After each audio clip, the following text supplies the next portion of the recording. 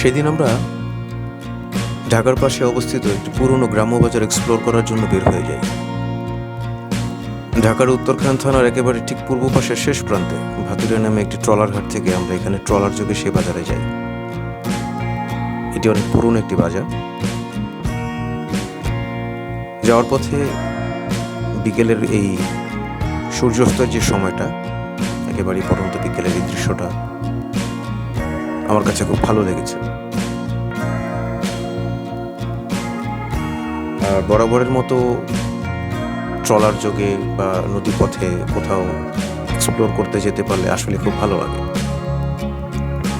সেদিনের বিকেলটাও আসলে খুব ভালো সময় কেটেছে আমাদের।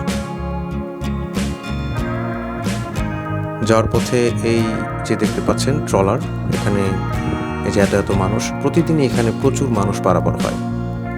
ওপারের মানুষ এপারে শহরে কোনো কাজে আসে, বাজারে আসে বিভিন্ন প্রয়োজনে। এপার থেকে অনেক মানুষ, ওখানে প্রচুর মানুষ বেড়াতে যায়।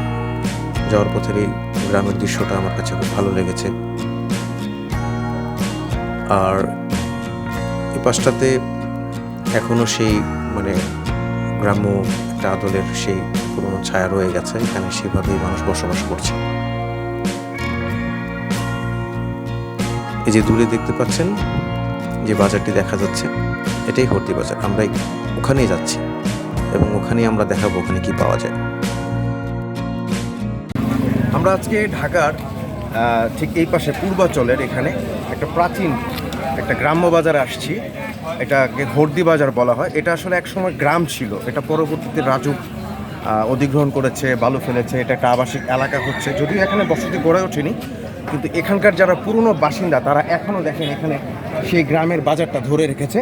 আমরা আজকে আপনাদেরকে দেখাবো এই গ্রামের বাজারে কি কি পাওয়া যায়। চলেন আমরা দেখে আসি। এই বাজারে আসলে আপনি অনেক ধরনের শাকসবজি পাবেন, বিভিন্ন ফল পাবেন, লাউ পাবেন, কাঁচা পেঁপে, পাকা পেঁপে পাবেন, গাভীর দুধ পাবেন, দেশি মুরগি, দেশি মোরগ, হাঁসের ডিম, মুরগির ডিম, এগুলো পাবেন। সবচেয়ে বেশি যেটা ভালো লাগবে আপনার কাছে, একেবারে ফ্রেশ শাকগুলো পাবেন, সবজিগুলো পাবেন।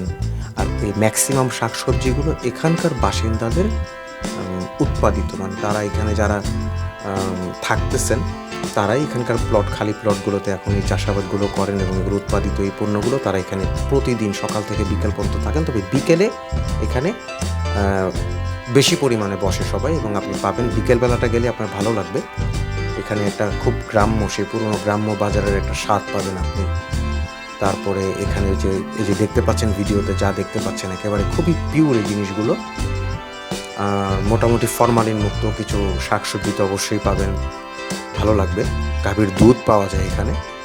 আর এছাড়া এই হর্দি বাজারটায়, গ্রাম্য এই বাজারটায় সেই পুরনো একটি খাবার, ঐতিহ্যবাহী খাবার, এটা অনেকে হয়তো আপনারা জানেন, এটাকে 12 ভাজা বলা হয়। এই একটু বুট, পেঁয়াজু, তারপরে বিভিন্ন মশলা দিয়ে এগুলো তৈরি করা হয়। এই খাবারটা অনেকের কাছেই জনপ্রিয়, আমরাও এখানে গেলে মাঝে মধ্যে এটা খেয়ে থাকি। তো এখানে মিষ্টিও পাবেন এবং সবচেয়ে মজার ব্যাপার হচ্ছে এখানে পিওর গাভীর দুধের যেই চা বা মালাই চা, এগুলো পাবেন। এখানে বিভিন্ন ধরনের অন্যান্য অনেক খাবার তৈরি হয়, আলুর চপ, পেঁয়াজু, বিভিন্ন ধরনের ঝাল খাবার পাবেন, পিঠা পাবেন, চিতই পিঠা, বিভিন্ন ভর্তা দিয়ে। এছাড়া দেশি মুরগির ডিম, হাঁসের ডিম, হাঁস, মুরগি, এই যে দেখতে পাচ্ছেন ওনারা বসে আছে, এগুলো পাবেন। পূর্বাচল 26 নম্বর সেক্টরে তুরাগ নদীর পাশে হর্দি বাজার অবস্থিত। গুগল ম্যাপে ট্র্যাক করলেই পেয়ে যাবেন। যারা উত্তরখান দক্ষিণখানে থাকেন তারা তো অবশ্যই জানেন এই বাজারটাতে কীভাবে আসতে হবে।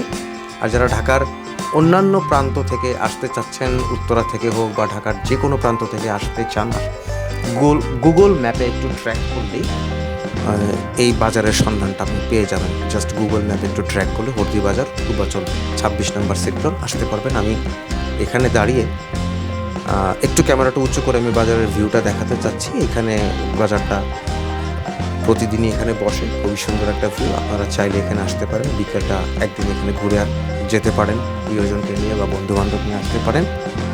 পুরো বাজারটাকে এক্সপ্লোর করতে পারেন, ভিউ করতে পারেন। সময়টা ভালো কাটবে আশা করি। ভালো থাকবেন সবাই।